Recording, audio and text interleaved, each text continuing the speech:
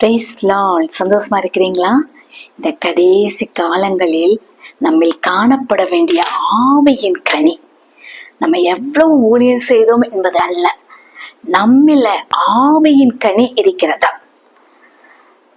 இன்னைக்கு நீடிய பொறுமையை குறித்து நான் உங்களிடம் பகிர்ந்து கொள்ள நான் வாஞ்சிக்கிறேன். ஆவியின் கனிகளில் ஒன்று நீடிய பொறுமை. நீடிய பொறுமை என்றால் என்ன? நீடிய என்பது நீண்ட காலம், பொறுமை என்பது சகித்து கொள்வது. அதாவது துன்பம், சோதனை, தன்னுடைய தவறுகள் ஆகியவற்றெல்லாம் கோபப்படாம, மனம் உடையாமல் அமைதியாக சகித்து கொள்வது. இது சாதாரண பொறுமையை விட ஆழமானது இந்த நீடிய பொறுமை.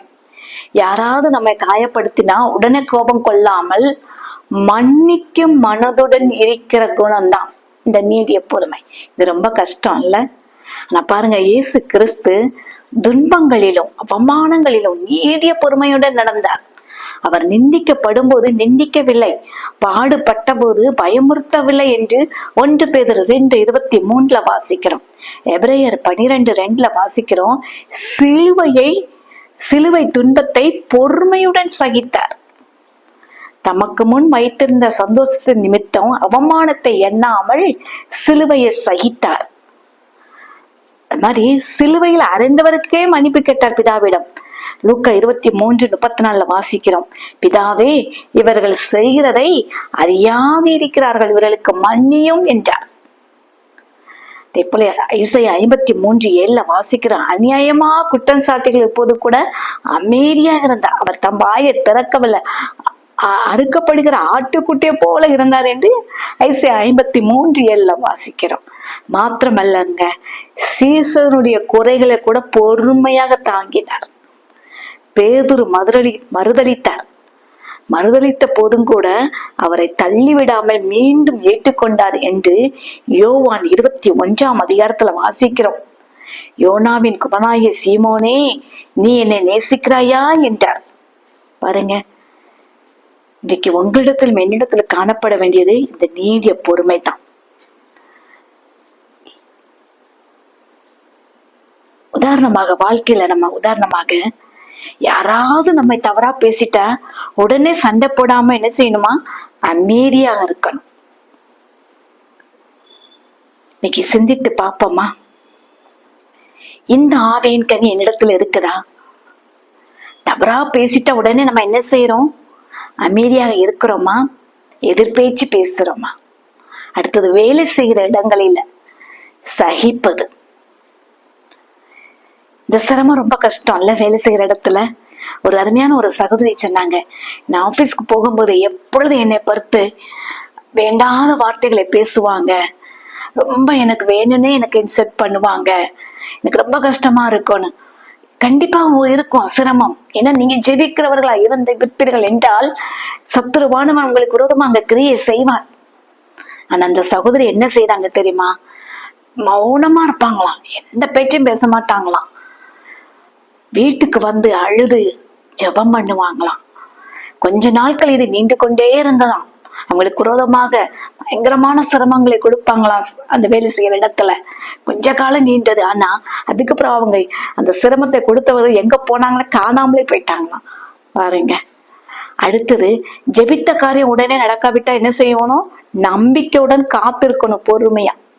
இன்றைக்கு அநேக கிறிஸ்துவ பிள்ளைகளுக்கு இது இல்ல பொறுமையே இல்லை. அதுல நீடிய பொறுமைனா ரொம்ப கஷ்டம். ஜெபித்த உடனே பதில் வரணும், இம்மிடியட்டா இன்ஸ்டன்ட் நூடுல்ஸ் மாதிரி, இன்ஸ்டன்ட் காஃபி மாதிரி இல்ல, அதுதான் நம்ம எதிர்பார்க்கிறோம். பொறுமையே கிடையாது. என்ன ஆண்டோர் பதில் கொடுக்கல அப்படின்னு பயங்கரமா கோபம், இல்லைன்னா வேதத்தை வாசிக்கிறது கிடையாது, ஜெபிக்கிறது கிடையாது இல்ல. ஆனா பாருங்க, லூக்கா 18:7 கர்த்தர் நம்மளுக்கு வாக்குத்தத்தம் கொடுத்திருக்கிறார். அந்நீதியான நீதிபதி அந்த பெண்ணுடைய வேண்டுதலை கேட்டு நியாயம் செய்யும் போது, நீதி உள்ள தேவன்க, உங்களையும் என்னையும் சிருஷ்டித்த ராஜாதி ராஜாவாக வரப்போகிறவர் நிச்சயமாக உங்களுக்கு எனக்கும் அவர் தாமதிக்க மாட்டார், நீதியை வழங்குவார். நம்ம ஜெபிக்கிற காரியத்திற்கு நிச்சயமாகவே பதில் கொடுப்பார். இன்னைக்கு பாருங்க, குடும்பத்துல மாமியார் மருமகளுக்கிடையே, கணவன் மனைவிக்கிடையே சின்ன சின்ன மன வருத்தங்கள் வந்தாலும், மிஸ் அண்டர்ஸ்டாண்டிங் வரும்போது நம்ம எப்படி இருக்கிறோம்? இவ பெரிதாக மாறுவதற்கு காரணம் என்ன? அவசரமா நம்ம பதில் கொடுத்துடுறோம், அவசரமா டக்கு டக்குன்னு பேசிடுறோம் இல்ல. நான் அமைதியா இருந்துட்டோம்னா, பொறுமையா இருந்தோம்னா,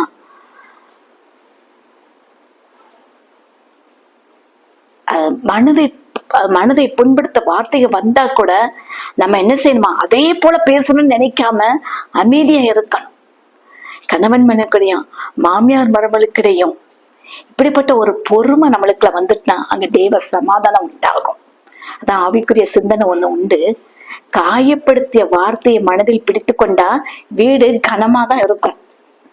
அதை ஜபத்துல ஒப்படைத்துட்டா அந்த மனம் எப்படி இருக்குமா, லகுவாக மாறிடும். அம்மே, அப்போ நம்முடைய யார் நம்ம காயப்படுத்தினா கூட அதை மனதுல வச்சிட்டு இருக்காம ஜபத்துல வச்சிருங்க. அதே மாதிரி பொறுமையா எல்லாவற்றையும் நீங்க பொறுமையா சகித்தீங்கன்னா நிச்சயமாக கர்த்தர் உங்களுக்காக யுத்தம் செய்வார். ஆமென்.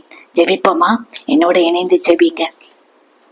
எங்களை அளவில்லாமல் நேசிக்கும் பரலோக பிதாவே, எங்கள் குடும்பத்தை உம்முடைய சமாதானத்தினாலும் அன்பாலும் நிரப்பும். புண்படுத்தும் வார்த்தைகள் என் மனதில் கசப்பை உண்டாக்காமல் மன்னிக்கும் இருதயத்தை எனக்கு தாரும்.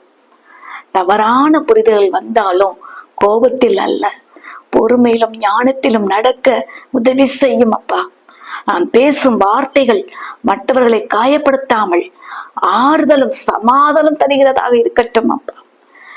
கணவன் மனைவிக்கிடையே, மாமியார் மருமகளுக்கிடையே உள்ள அன்பு புரிதலும் வளர உமது கிருபையை எனக்கு உதவி செய்யும். எங்கள் வீட்டில் சண்டைக்கு இடம் இல்லாமல் ஜபத்திற்கும் சமாதானத்திற்கும் இடம் உண்டாகட்டும் ஆண்டவரே. காயப்பட்ட மனங்களை நீர் தேற்றும் அப்பா. உடைந்த உறவுகளை நீர் புதுப்பிக்கும். நீண்ட பொறுமையும் தாழ்மையான மனதையும் ஒருவரை ஒருவர் புரிந்து கொள்ளும் கிருபையும் எங்களுக்கு தந்தரலும். இவை எல்லாவற்றையும் எங்கள் அதிகமாய் நேசிக்கும் எங்கள் ஆண்டவர் இரட்சகருமாய் இயேசு கிறிஸ்துவின் இனிய நாமத்தில் ஜெபிக்கிறோம் நல்ல பிதாவே. ஆமென், ஆமென்.